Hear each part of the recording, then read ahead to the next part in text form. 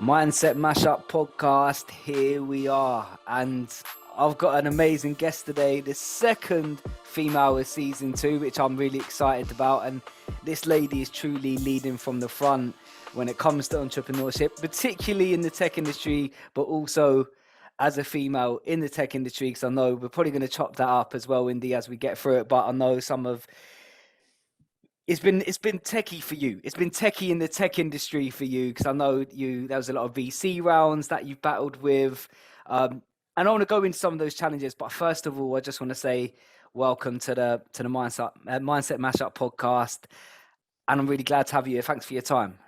It's a pleasure to be here. And I think something that was a bit of like a burning desire when I found out that you agreed to come on the podcast was, who have your role models been in your life just up to this point, whether that's business or personal? Like, who's inspired you to be who you are? Oh, wow. I think there's so many people who have had a huge impact on my life, from teachers to family members, from people in history that I read about. People who believed in inequality, folk like Martin Luther King or Rosa Parks, or people who were involved in the women's movements and created the path to where we are today as human beings, that helped promote equality, and we still have a lot more work to do. But I think that's where I draw a lot of my inspiration. Um, and I have outstanding people in my life, mentors, and people who are even on this team who I work with on a day to day that I've known for many, many years, have been a strong influence. Women in my life, especially my grandmother, my mother, my aunt, and family. Yeah, I feel like, to be honest with you, Indy, I think women have always been such a big part of my life because I feel like I was raised by women. I do have like good male role models around me as well, but predominantly always felt like the women really held it together for the family. Like, especially like when I think about my mum, who's always like held me and all my brothers like together as a, not just as a family, but through the tough times, through the hardship. Then my auntie, she's a consultant, and she's just like, again, I've seen her struggles within the industry, where when I was young and getting up to no good, she was trying to bring me along to her days, and I was noticing stuff like that. She wasn't getting the same attention as maybe a male may get, or attention is probably the wrong word, like maybe credibility that she should have got Mm. in those environments. And she was super cool and super sick at her job as well. Uh, and Indy, something I didn't introduce your company at all. So your company is Wedo. Yeah, we do. We do. Sorry, in my head I Yeah. was like, we do. Like I wasn't sure, so I apologize for that. No And worries. No it, worries at all. it's a banking and communications application, and I know you sort of created this because of being a freelancer yourself. But can you tell us a little bit about We Do and how it operates, what it does? Yeah, absolutely. So we do is here to kind of save you time, money, and energy, but really to remove the barrier to entry for people who want to start a career, who want to start a side hustle, or who want to start up in general. And there's a lot of barriers for people. First of all, cost.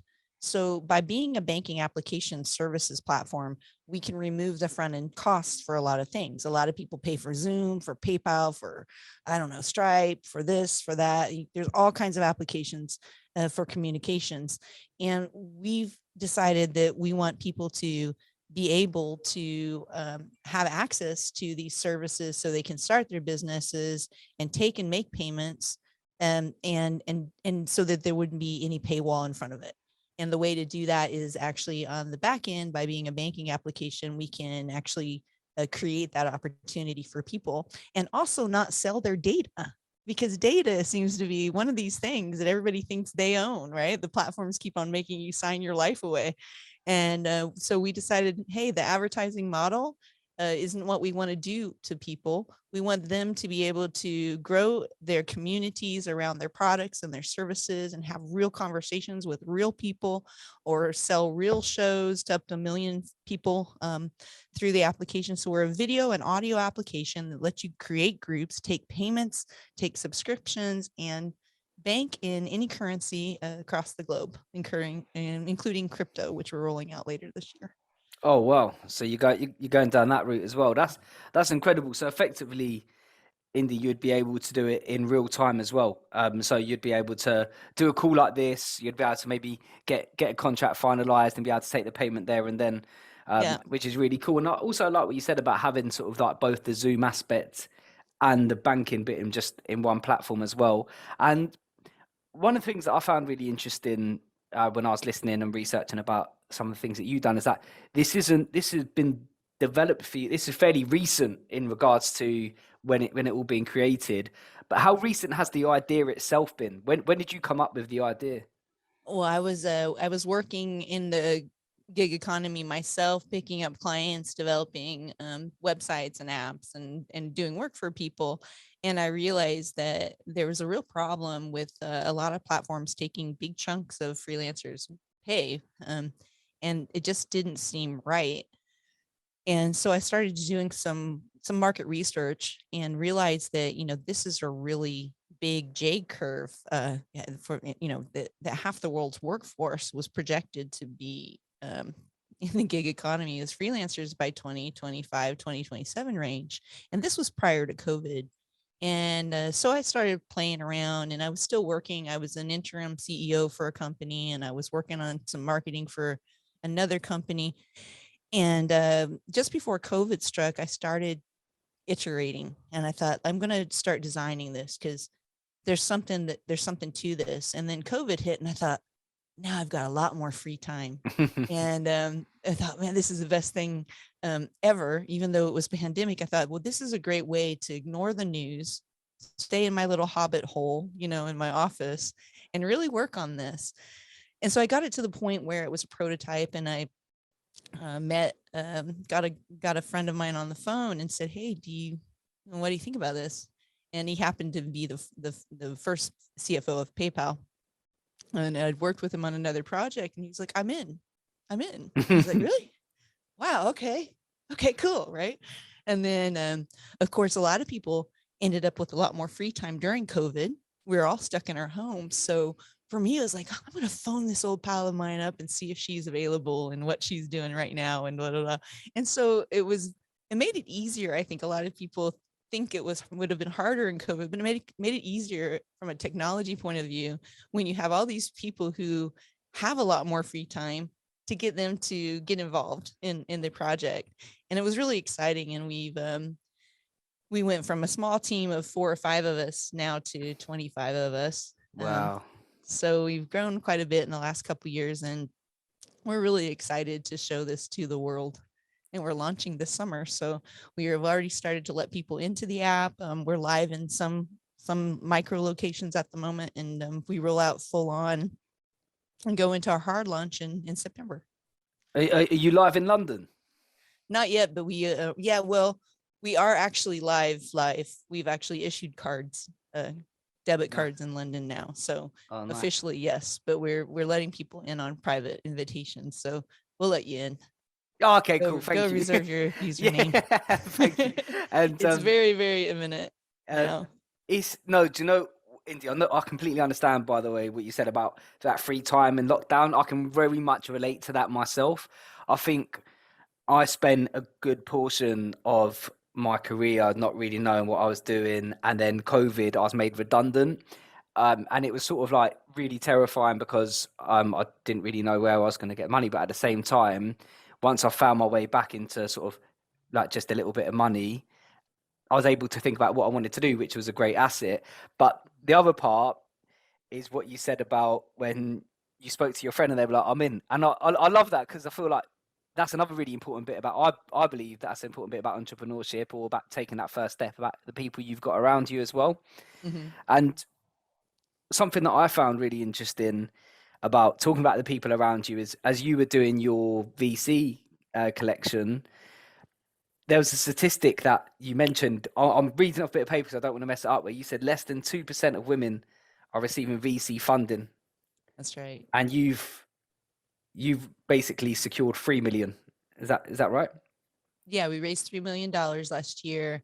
Less than 2% of women are invested in. It's kind of really odd when you think about half of the globe are women. So, I know you know, 50.5%, so 50.5% of the globe are women, and only 2% raise investment through venture capitalists.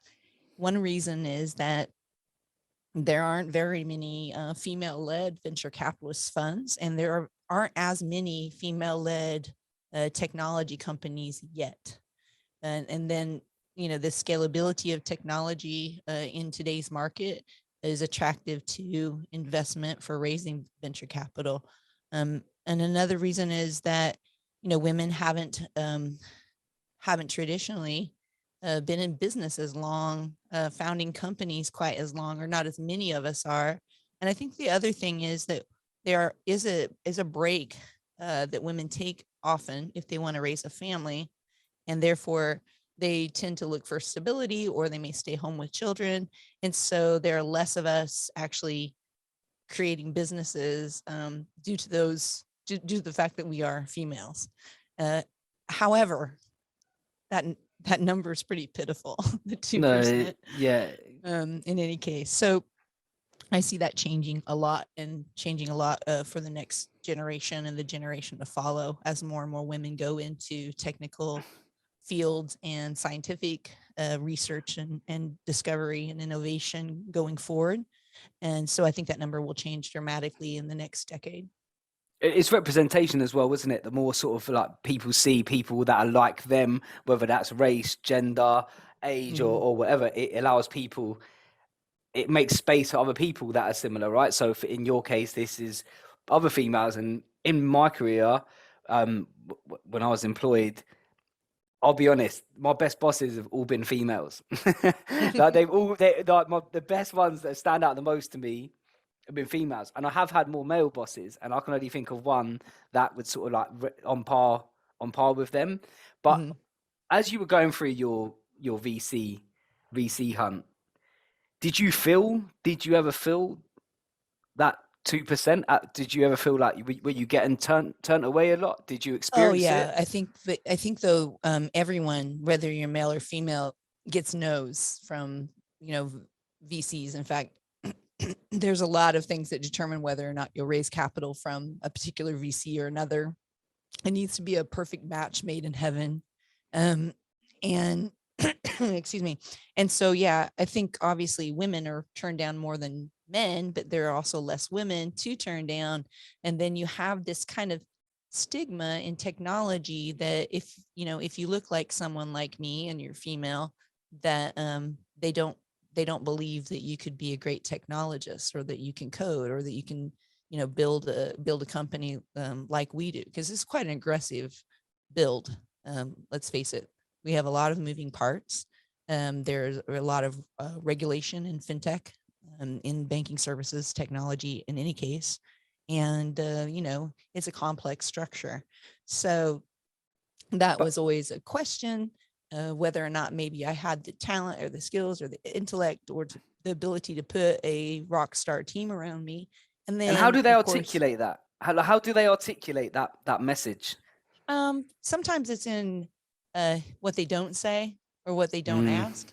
And then sometimes it's in the way they approach it, like, well, have you thought about putting a CEO in, or have you thought about doing this or doing that? And it's sort of like, okay, right. 25 years, I've won tech awards. I've been, around for a long time, and I'm getting this, Did so you ever say like, yeah, me? That's me. That's me. and then people have different opinions of, whether or not women can do mathematics, even though we used a team of women to calculate rocket science for the moon landing, a team of Black Wow. women, in fact. Wow. We are still getting this pushback. And I think it's not as strong in scientific innovation, funny enough, but when it comes to technology, fintech, cryptocurrencies, blockchain technology, anything that's current, for some reason, our ability to code for a really long time doesn't stack up, and our ability to lead a company that is innovative also doesn't stack up. And yeah, I still get it from it's not just from VCs, it's also from sometimes, it can be from people who are going to join your team. It's like, or whatever, right? They look at you like, okay, and I wear a funny hat and I look like a hippie, and, I'm not traditional. I don't look like your typical banker. So, but I come as I am, and I'm as transparent as a human being as you can get, probably. So I don't let it bother me.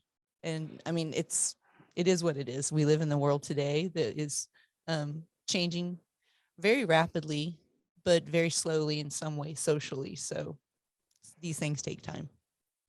And have you always had that, I'm not going to let this bother me, or it doesn't bother me? Or has there ever been an element of, damn, like, or has there been a shift in your mindset in order to get where you are, to like, to dust it off or to keep pushing forward? I think I've always had something inside me that push things forward. I'm not going to say that I don't let everything bother me, because everyone lets something, like there always Yeah. something that niggles Yeah. at you or bothers you. But I think it's an ability to choose what your mind thinks and how you react or feel to something. And that's something that every human being has a power over. So if you have a certain thought that comes to mind, or someone has said something that you go, oh, okay, here we go again. For me, I can just like dart it out. So I have this kind of mental way of doing that. If things come to my mind that bother me, I just shoot them. I have like they're like bubble balloon thoughts. I don't know if you've ever done this, but for me, I like throw darts. I've got this like, I just get rid of it, and Yeah. and we can choose what we react to emotionally. I did have one VC last year that wound me up, because they came back and like articulated something that was quite the opposite of what I had expressed, what I'd put in the letter and everything. And I thought, you know what? You're already a little bit condescending on the call. And and the thing is, there's millions of VCs out there. There are millions of investors out there. There is so much investment money in the world, you wouldn't believe it. It's everywhere. Everybody's got a fund, a VC, 10 million there, 100 million there, whatever. There's a lot of money in the world. And there's a lot more of them really than there are us that, unique and innovative propositions. And so I just try to find the right people who have the same integrity and mindset, because sometimes VCs aren't going to match. They have other intentions. So I don't let any of that bother me. I'm old now enough to know better. I'm in my 50s now, so I'm like, I'm not gonna none of that. I'm just gonna keep pushing forward and focus and move on. So yeah. And how can someone, I want to sort of like reach the female, because I know you're super passionate about that, and I think this needs to be addressed. As what would you say to other females out there, and to people in general, that you think could struggle with not being able to react emotionally with it? Because it's tough, isn't it? As you said, like sometimes it's just going to piss you off a little bit, or it's just going to like rub you up the wrong way. So how would you tell them the mental game that you said, like with the shooting, or I how? think emotions are good things. All emotions are good things. It's a part of being a human being, and so it's really just a matter of recognizing you have an emotion about something, and then letting it float away, or giving yourself time to process it, and asking yourself why do I feel this way. And most of the time you go, oh, it's not, it's not something that I have control over. Other people have their mindset, their points of view. Why should that affect your goal, your mission, your dream, or the community or the people that you want to serve? And for me, the mission is much bigger than me. It's much bigger than our team. It's really to look after people in a way that viscerally can help change their lives. And so nobody's going to say no to me, that, and I'm just going to say, well, fine, that's fine. I can move on to the next. And I'm waiting for the yes. Yeah. Are you joining this team? Are you joining it for the right reason? Are you getting involved in this company because you truly care? And I think those are the people you got to weed out and find. You got to kind It's a of prowl sieve. through the jungle and find that one, that one fruit or that one plant or whatever. So Yeah, you got a sieve. You have got to sieve it out. So for you, just so I'm clear, for you, Indy, you come back to like the mission, or people might know it as the why or the purpose or the reason why they started. So you come back to something that's bigger than maybe the emotion you're feeling after what's being said. And I think that's actually what I do often, especially when you start getting the no's. And Mm. I've got a question about entrepreneurship and business in general. Mm. And I want to ask it because I'm not sure where I stand on this. And the question is, does being an entrepreneur mean you say yes to everything? No, absolutely not. More often than not, you say no because you need to maintain your focus. So there are a lot of Yeah. things uh, as an entrepreneur that can serve as distractions or not important at the moment that you're in your path with your company or your startup or wherever you are. So definitely not that you say yes to everything. Of course not. No. In fact, you can turn down investors, and we've turned down we turned down a £1.5 million investment um, the day before we accepted one last year. Yeah. So some people just won't be the right fit for your company, or they'll have a completely different agenda for your company, or they might not really understand um, your model or how you plan to go forward. They may be too traditional, or they may be too aggressive in their stakeholding that they want from you. So yeah, you can always say no. Yeah, because I think that was what my sort of instinct was telling me in my intuition. The reason why I asked that question is because recently I've been reflecting. I've tried a lot of stuff over the years, from all sorts. Early on, it was illegal activity. Then it's sort of become a little bit more legit as time got on, and now obviously we're all good. But I think something that I done when early in my entrepreneurship, when I was trying different things, was I was saying yes to too much, Mm, and the more I was saying yes to things, the further away I was getting from the goal, because I was just saying yes to anything that was just coming my way. And hmm I think you're right what you said there about it takes you away from the focus, and often it makes that gap wider, doesn't it, between where you are and where you're trying to get to? Because before you know it, you're all the way over here or over here, hmm and you're hmm just being steered in the wrong direction. And Yeah.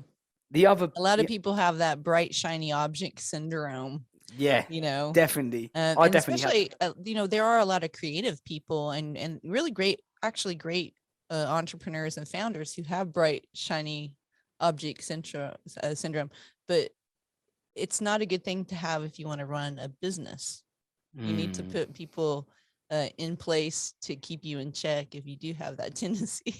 yeah, Unfortunately, you know. yeah, Yeah. definitely. And I think I found myself saying no a few times recently, and I'm like, this is good actually. This is good because okay, I might be saying no to an opportunity which could bring me some money, but for what? It's not really about the money. Like, oh, this is about staying on the path to where I believe like it's going to get me. Obviously, we never know these things, but I think if we make enough right and good enough decisions and correct the ones that we do wrong and learn from the mistakes that we make, it hmm can only get us in the right place and staying true, like you mentioned about like staying true to yourself and being authentic. And that's a big value for me, because I've definitely sold that part of me before and just gone with whatever anyone was telling me, and it Mm. didn't get me where I wanted to be. And the other part of entrepreneurship, which you said on an interview, and I loved it, you said that there's no for you. You said that there's let me just I just want to read it because I just thought, oh, this has got to come up on when I do the podcast. But um you just spoke about that no matter what the answer is, whether it's a yes or a no, but if it is a no, you're just going to keep going, and you're just going to be determined and keep moving forward. And I was wondering if you could speak a little bit on that. Yeah, I think, you have to be prepared to finish the race and go all the way. And letting a no here or no there, especially when you're raising capital, you'll get tons of no's, Mm, tons of no's. Um, One of the ways I look at it is life is a bit like a slot machine. You keep on pulling down that, one arm bandit, and eventually you'll get the three lemons or the three yeah, strawberries or whatever that is, right? yeah, And I'm not a gambler, but I know that eventually it's a numbers game, and the odds will finally, stack in your way when you are raising capital. And it's the same with your business. As an entrepreneur, you can't let things knock you back. You have to uh, consider that, especially if you have a team, that you have people around you who respect you, they're dependent on you to an extent, and that you depend on them. That's what a team is about.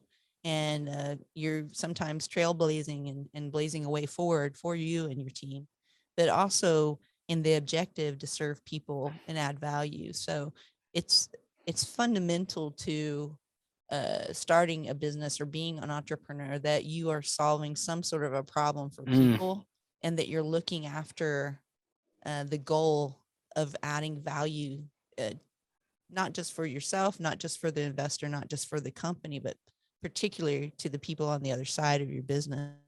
That's really important. And Yeah. if you let anything stop you, it's to feel knocked back, take a break, a couple hours, chill out, enjoy a little bit of life. But if you let things throw you off your balance and you quit, then you lose. And I think you have to be prepared not to quit, and to go down and, with the ship and really go for it.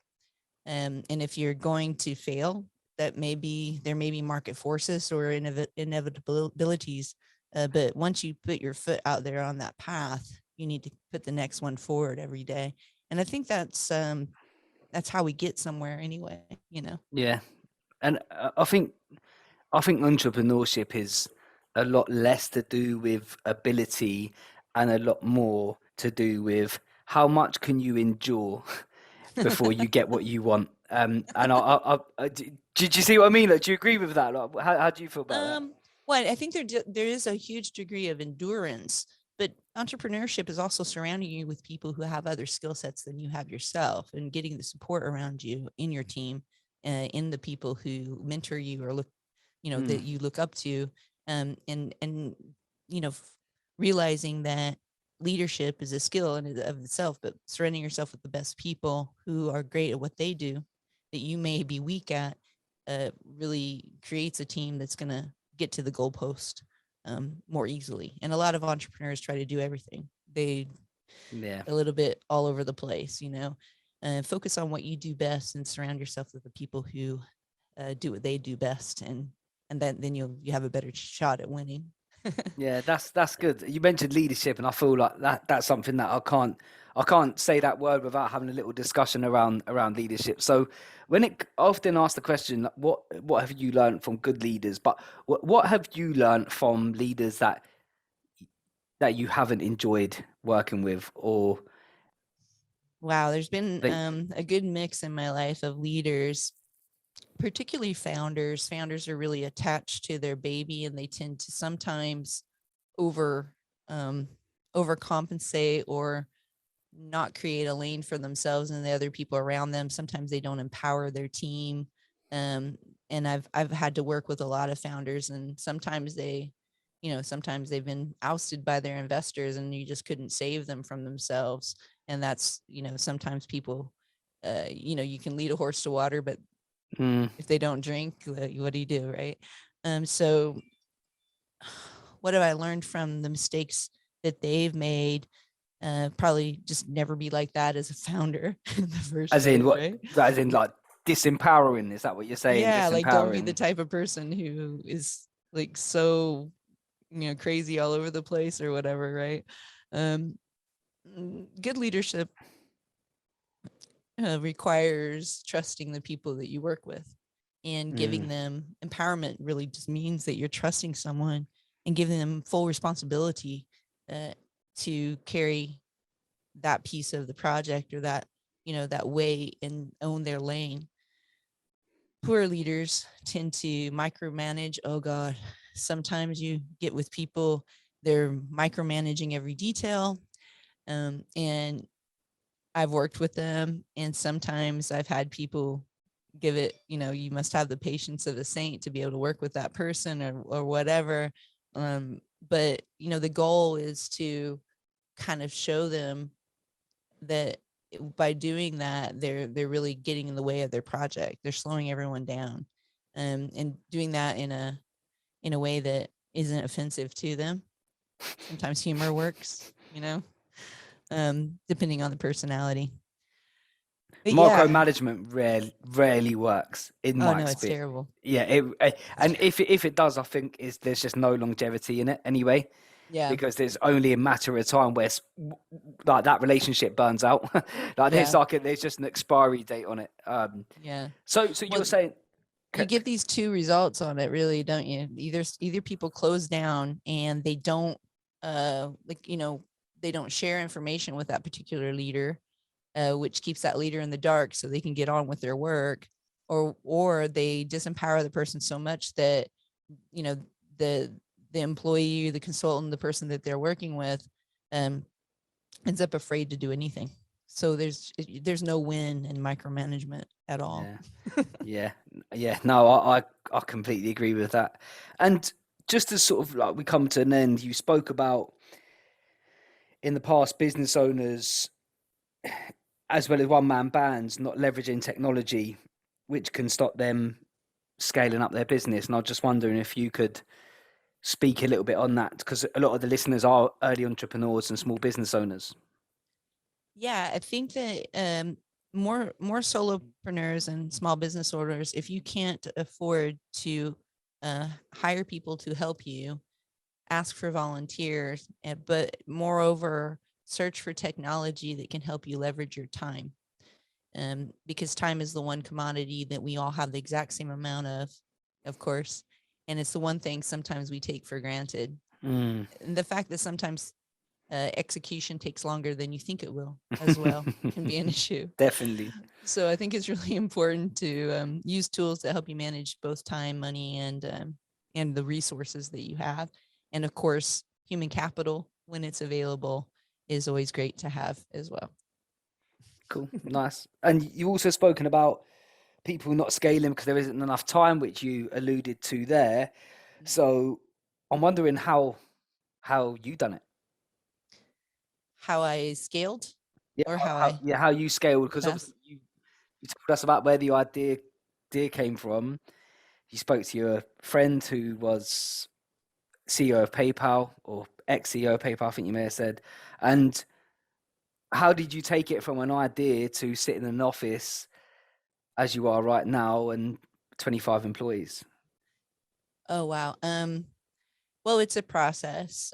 First thing we did was build something and get some traction with that something we built, and prove that there was a market for it. And we did a lot of studies, a lot of research. We did some testing of advertising, and even some PR, just to test the idea to see what the reaction was. Um, so we built out the idea and into something that was tangible before we went out and raised investment. Um, and then it's a matter of finding the right people who have skills that are available in market, and getting to know them and bringing them into the team and onboarding them. And that's just a process. You take one person after another and bring them in. And then we went out for a second round because we had built out more of the application and had more traction. So more people downloading the application, or downloading or reserving on our wait list, and building out our partnerships around the globe isn't a cheap thing. So that required uh, a significant amount of capital to have those banking partnerships in the various areas that we wanted to roll out in. And then thirdly, it's I think the most fundamental thing is to be very authentic and clear in your communication with people. Uh, if you want people to trust you, you need to be very trustworthy. Mm, mm, And respect is a two-way street. And really the way we communicate our passion can be uh, very either contagious, or you can fail miserably if you're overly yeah, passionate and not yeah. considerate. So I think it's really a process of just being human and building one day at a time. having a long-term plan, a medium-term plan, a short-term plan, and a day-to-day plan Yeah. So you're helps you always get closing the through. gaps between where you are and where you're trying to go by creating constant execution. And I like what Yeah. you said about execution as well earlier. I think that's often the difficult part of a plan, the execution. And that's why for me, it's just getting to that part as quick as I can, because I know if I can make the mistakes and I can learn and I can try something, that's when I can start changing things about. And you said, like, you used the word testing earlier, and that's something I'm going to think about, because I think there's things I can be doing that based off what you said. So thank you for that. And is there anything that you want to say as we close this up? So we do you. I feel like it's just getting started. It's just getting started. You guys are just getting started over there. I feel like we got so much more to see. But for the people that are listening, whether you want to aim this more towards the female entrepreneurs out there, what would you how would you want to close? How would you want to close on what you say to them? What's the message that you want to leave them with? Well, I think that if you are an aspiring entrepreneur or currently an entrepreneur, um, you know, be human first, and that Rome wasn't built in a day. So set an objective, but getting to the other side of something requires a step-by-step process, and trust the process. Make the plans, trust the process. Not everything goes your way or the way you want it to, but sometimes when things don't go your way, it's magical as well. So don't worry Mm, about it, because there's always a way, another innovation, and keep clarity. Make sure you remain clear in your thought processes. Clarity is such a beautiful thing. It helps you to be very focused, and it helps with your execution. And then that's really important for a long marathon. yeah, definitely. I'm running a marathon on Sunday. You really? It's So like a yeah, real one? yeah, real one, yeah, real one as well. I'm Excellent. running. I'm running two this week: the entrepreneur one and the physical, and the physical one. Um, Brilliant. Indy, and just before we wrap up, I know that you've had a lot going on this year. You've been on various news stations. I think you've been selected by Forbes Tech Education Technology Council as well. Um, what else? What else are we do up to for the rest of the year? Can we get an insight on that? We'll be at Money 2020 in Las Vegas in October. We're rolling out, our launch pad um, over the summer. We're inviting people in. Make sure you download the app and register your username so that other people don't get your handle. That can be a problem because we've had several thousand people already registering, and some of them are registering as imposters sometimes, or they must have a really close name to Kylie Minogue or whatever. So make sure you register your username. Yeah, and just writing the column in the Forbes Technology Council is really exciting. That's just been a new development. So I've already worked on a few pieces for that. And yeah, we're doing a lot of TV and radio and interviews and just getting the word out, and just hoping that people will have a very happy experience with the application, understanding that it's built for them and in order to empower people and to help more people in order for them to help more people. Awesome. I love that. And uh, where can people find you? Do you want to plug your socials? Mine's the usual Indiana Greg, just about everywhere. So there's not many of me. So Indiana Greg, and then we do underscore HQ. We do underscore HQ on Instagram and Twitter, and LinkedIn, and the usual suspects like YouTube. David Jakes does a wonderful podcast where he talks to a lot of entrepreneurs himself, a lot of consultants and coaches as well. And he's interviewed some pretty cool people. So keep your eye out for that. You may enjoy learning from other folk too, if you're out there Definitely. listening. And of course, listen to George's podcast here We we we as much we as we, possible. we can plug other people's. That's cool. That's cool with me. It's all about lifting up everyone. It's all about lifting up as many people as we can. Um, Absolutely. so yeah, if you're listening and you made it this far, I just want to say thanks for your time.